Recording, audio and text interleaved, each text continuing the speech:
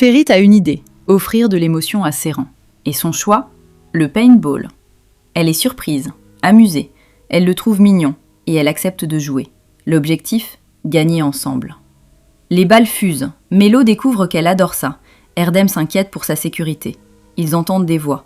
Un joueur veut rejoindre leur équipe en disant que les couleurs n'ont pas d'importance quand l'ennemi est commun. Et la situation devient sérieuse. Les projectiles font mal. La peur est là. Le paintball comme émotion. C'est Ferit qui essaie de répondre à sa propre blague sur la vie monotone. Il avait dit qu'il voulait du piment. Il est allé chercher du piment. Et Seyran qui le trouve mignon, c'est peut-être le vrai gain de cette sortie. Engin est un état, des kilomètres à pied, une cravate pour impressionner, un champ de baseball, un feu sans personne, et un sandwich de poisson qui lui rappelle le restaurant où il voulait emmener le père de Pyril. La vie d'Engin n'est pas simple. Le père annonce qu'il a passé la 2e épreuve. Engin croit en avoir terminé, mais il reste une dernière épreuve. Épuisé, les vêtements en lambeaux, il décide quand même de marcher jusqu'à la maison, pour prouver qu'il est fort, pour Pyril, pour eux. Engin et les épreuves. Derrière l'absurdité comique de cet homme en cravate perdu dans un champ, il y a quelque chose de profondément touchant. Il ne renonce pas parce qu'il est fort, parce qu'il aime. Et ça fait toute la différence.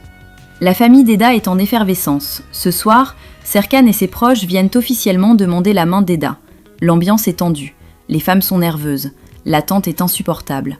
Et Erdem tente de s'imposer en disant qu'il est plus proche de la mariée que du marié.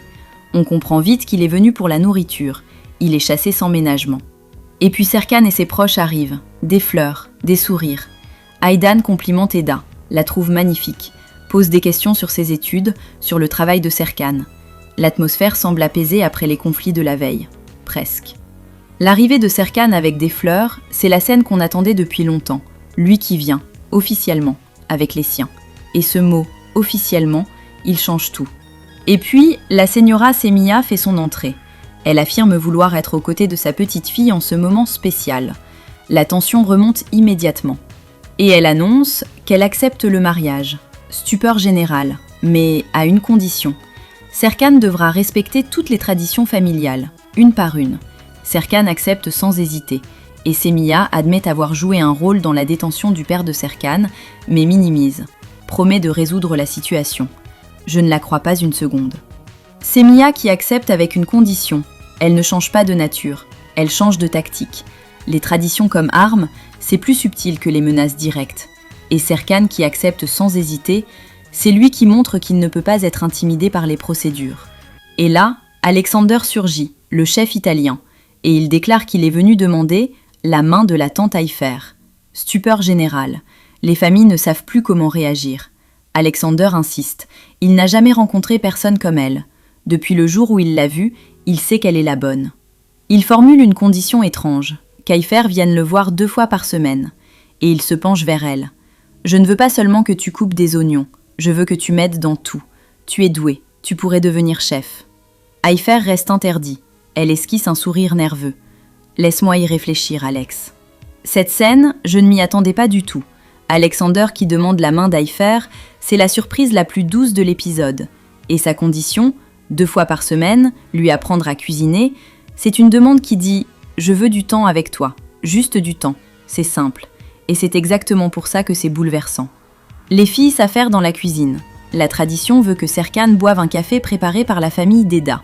Et les filles ajoutent du sel, un peu de cumin et même du poivre. Eda est stressée. Et si ça ne marchait pas ? Seyran la rassure. Ta grand-mère a donné son accord. Tout ira bien. La tasse est posée devant Serkan. Il doit la boire d'un seul trait. Eda le regarde, inquiète. Il inspire, il avale, il grimace. Les rires fusent, les applaudissements éclatent. Il repose la tasse. Il sourit malgré l'amertume. Voilà, c'est fait. Sa mère soupire de soulagement. La cérémonie peut continuer. Le café salé, c'est une tradition qui teste. Et Serkan qui avale sans broncher, c'est lui qui dit « Je suis prêt à tout pour elle, même au cumin, même au poivre, même au sel. » Et ce sourire malgré la grimace, c'est exactement le Serkan qu'on a appris à aimer. La porte s'ouvre brusquement, Enguin apparaît, couvert de poussière, épuisé. Et il annonce « Il a passé toutes les épreuves. Le père l'accepte comme gendre. » La salle éclate de rire devant son état pitoyable. Pyril l'enlace du regard. « Je suis fière de toi. Tu as fait tout ça par amour. » Il lui répond « Pour toi, je suis prêt à tout ». Et puis Aidan prend la parole, solennel. Nous sommes réunis pour demander la main d'Eda et l'unir à Serkan pour toujours. Les applaudissements, les anneaux, le ruban rouge posé puis coupé, et Semiha qui se lève. Eda est la prunelle de mes yeux. Si tu lui fais du mal, tu devras en répondre. Serkan incline la tête, respectueux. Les fiançailles, le ruban rouge coupé, c'est l'image la plus simple et la plus forte de l'épisode. Et Eda qui supplie qu'on ne la fasse pas pleurer, elle veut garder le sourire. Et moi, je n'ai pas réussi à tenir. Et puis, Aidan impose une liste interminable. La nuit du henna, des chaussures, une caméra, des ajuars, des décorations.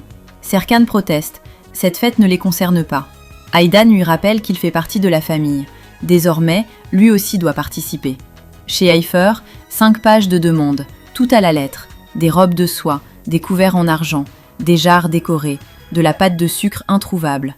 Ferit comprend immédiatement, Semiha utilise la tradition comme une arme pour opposer les familles. La nuit du henna devient un champ de bataille symbolique. La tradition comme arme, c'est le génie cruel de Semiha. Elle ne peut plus s'opposer ouvertement, alors elle utilise les codes culturels. Elle impose des traditions impossibles à respecter.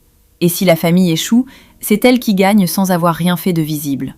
Épuisés par les préparatifs, Serkan et Eda s'accordent un moment de tendresse. « Je préfère 1000 fois aller au bureau que rester ici à repasser », plaisante Serkan. Ils s'embrassent furtivement, loin des regards. Un moment volé au milieu de la tempête, caché des voisins, caché de tout. Sa mère appelle, encore des objets. Il soupire. Nous aurons tout le temps de régler ça une fois mariés. Mais il sait que les traditions ne laissent aucun répit. Et pendant ce temps, Valia observe. Hier fiançailles, aujourd'hui henna. Dans quelques jours ils se marient. Je ne peux pas les laisser faire. Serkan doit être à moi. Serkan et Eda qui volent un moment, c'est la seule scène de l'épisode où ils existent juste pour eux. Sans tradition, sans famille, sans Semiha, sans Valia. Juste eux. Et ces instants-là, c'est pour ça qu'on regarde cette série depuis le début. Voilà mes amis pour cet épisode 84. Un gain qui revient couvert de poussière après avoir survécu à toutes les épreuves. Alexander qui demande la main d'Haïfer avec une condition touchante.